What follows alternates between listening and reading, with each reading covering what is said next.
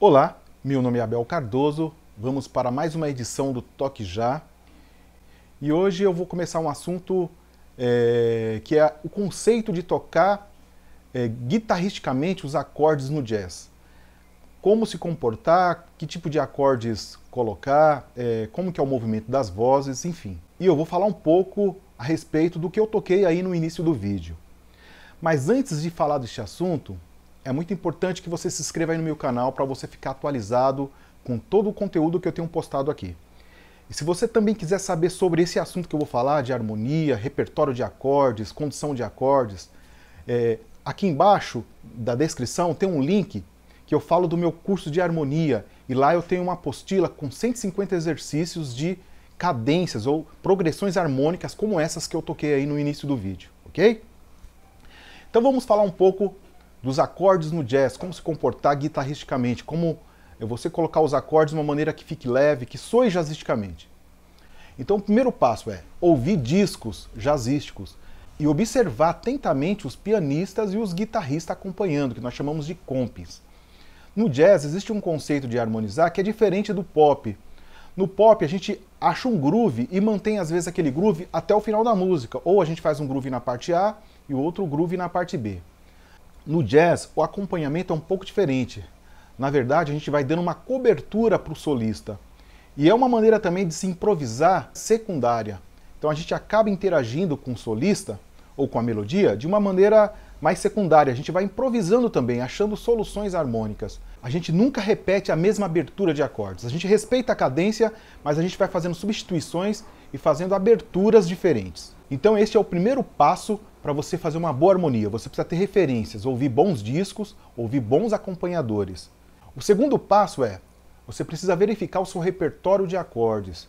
Se o seu repertório de acordes é muito limitado, você não terá muitas opções de fazer essa improvisação.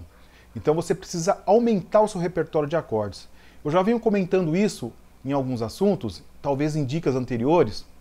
Se vocês olharem aí no meu canal, eu falo sobre acordes em 5 regiões, conhecer todas as dissonâncias possíveis, as substituições de acordes, saber quem é dominante secundário, quem é dominante substituto, empréstimo modal, para você ter opções de reharmonizar. Ok? Agora falando de algo mais prático, para quem já tem uma certa noção, já tem um repertório amplo e às vezes não consegue fazer soar jazzisticamente, a outra dica que eu quero deixar é o seguinte. Quando a gente toca jazz, principalmente quando tem uma formação maior, ou trio, ou quarteto, ou em big band, a gente evita tocar os acordes com os bordões. Por exemplo, tocar a sexta e quinta corda, porque fica muito carregado e às vezes interfere na condução do baixista. Isso também acontece no pop, quem groova, né?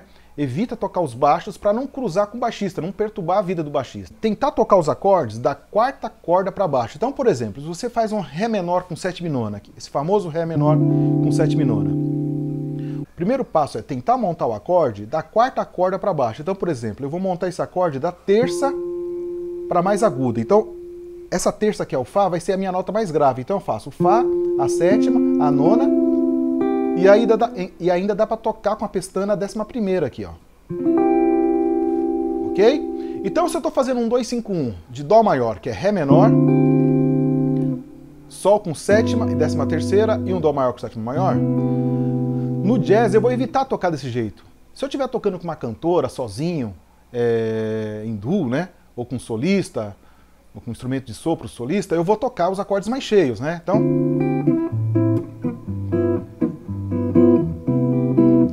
para dar mais volume, para dar mais corpo pro meu som.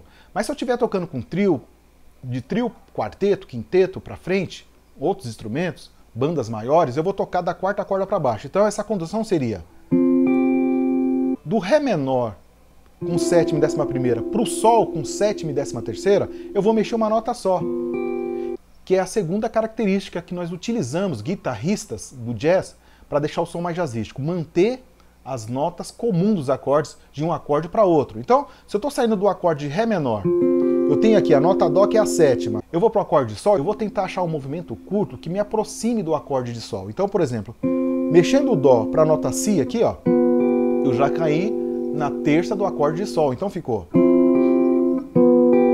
Se eu quero cair no acorde de Dó, então eu mantive o Si e desci o Fá para a terça do Dó, que é o Mi. Então fica. Se eu quisesse uma sexta, que é uma nota disponível dentro do primeiro grau, né? Então lembrando, a primeira coisa é ouvir muitos discos de jazz e observar os acompanhadores, os grandes pianistas, os grandes guitarristas que acompanham. Às vezes a gente só fica ligado nos solistas e esquece de observar o que está acontecendo harmonicamente. Então é isso, observar os discos, ouvir, tirar. A segunda coisa, ter um repertório amplo de acordes. Você precisa conhecer acordes. E para isso, você precisa pesquisar. Não é um trabalho rápido, é um trabalho consistente, lento, que aos poucos você precisa ir estudando. Porque é um trabalho a longo prazo. Então você começa hoje, vai colecionando acordes, até você sentir que você tem um repertório amplo de acordes, né? É um processo acumulativo. O outro passo é tocar da quarta corda para baixo.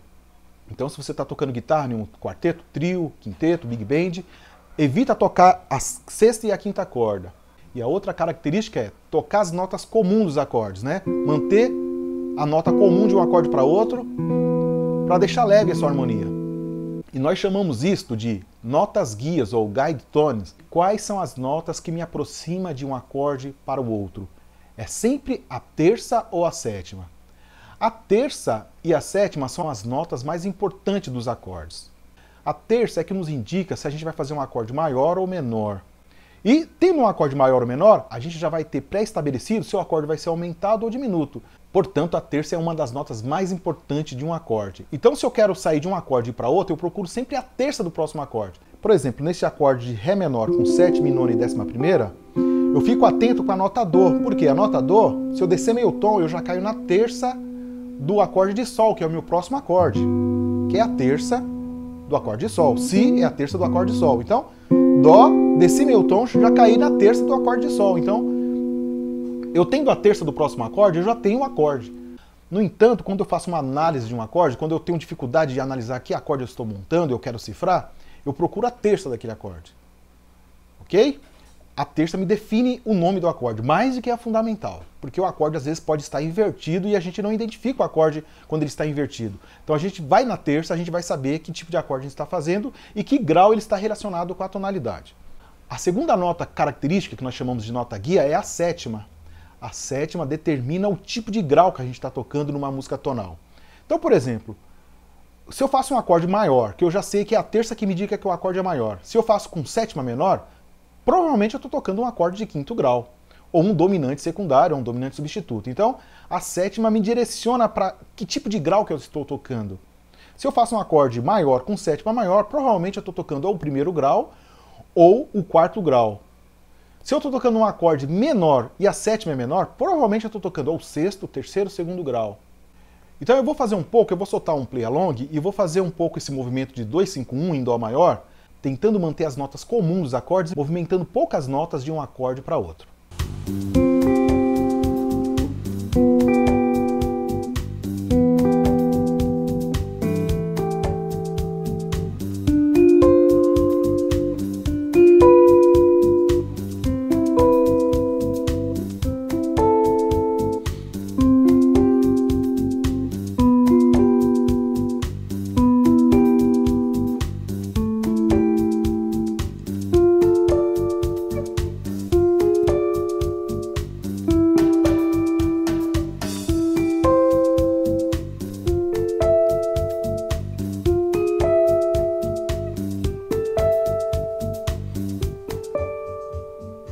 Então, o que eu acabei de tocar é justamente o que eu falei aí nos tópicos para se tocar numa linguagem mais jazzística.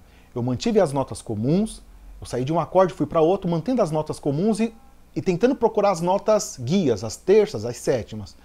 Eu enfatizei sempre tocar da quarta corda para baixo e o repertório de acordes, eu toquei em todas as regiões do braço, ok? Bom, esta é a dica de hoje. Se você quiser receber o PDF dessa dica, é importante você também se inscrever lá no meu canal do Telegram. E se você quiser conhecer a fundo este material, na minha apostila com 150 exercícios, lá tem 150 exercícios como esse, em várias tonalidades, para você aumentar o seu repertório de acordes. Então, até a próxima, bom estudo a todos!